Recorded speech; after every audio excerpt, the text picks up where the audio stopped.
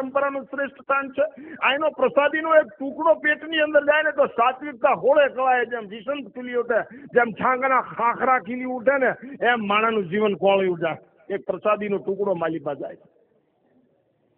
રબારી સમાજ એક ખાસ નોંધ લેવા જેવી બાબત છે કે તમે તમારા બકરાને, તમે તમારી ગાયોને, તમે તમારા માલને જો ટ્રેનિંગ આપી શકતા હો, એનું નામ બોલીને એને બોલાવી શકતા હો, 500 ઘેટા ખોબાયા ગાયોને ભભકારો કરો ને ડુંગર ઉપરથી એથી ઉતારીને સીધી ઝાપા સુધી લાવી શકતા હો, તો તમે તમારા સમાજને સંગઠિત ન કરી શકો, તમે તમારા સમાજને શિક્ષિત ન કરી શકો, તમે તમારા સમાજને સાચી વાત ન કહી શકો.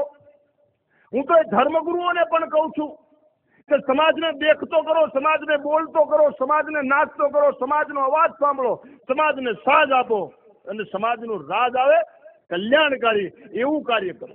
સમાજને એવી દ્રષ્ટિ આપવાની જરૂર છે અને એના માટે બલિદાનની ભાવના જોઈએ. એ આ નાની ઉંમરે કરવાની તૈયારી બતાવી સાહેબ અને આ દૂધઈની અંદર બેક સ્વામીના પાયાના મૂળમાં કે આવો સમર્થ પુરુષ કે જેની ચેતના સમાજની અંદરથી વાત કરી રહી છે કે આ સમાજની અંદર શ્રદ્ધાનો દીપક ફરીથી પ્રગટે, અંતકરણ દેખતું થઈ જાય.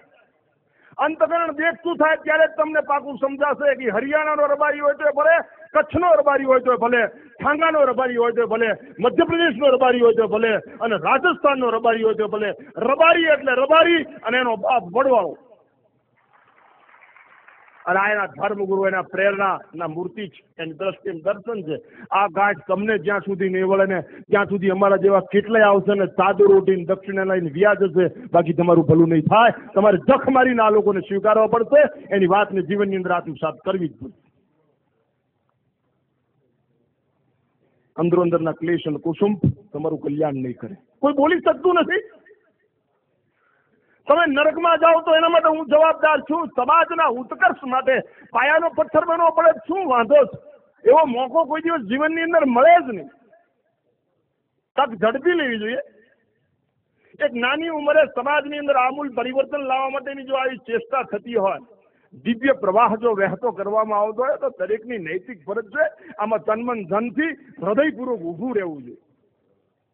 અમારા જીવન બીજી વાર ન બોલાવો તો કાંઈ નુકસાન થવાનું જ નથી. પણ એક વાત તમને કહું છું કે તમે તમને નહીં સમજી શકો તો ભગવાન પણ તમને નહીં બચાવી શકે.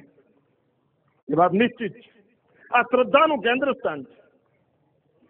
બીજો વિચાર જ ન આવવો જોઈએ. ગુરુ પરંપરા છે. મારો ગુરુ કે સાચું.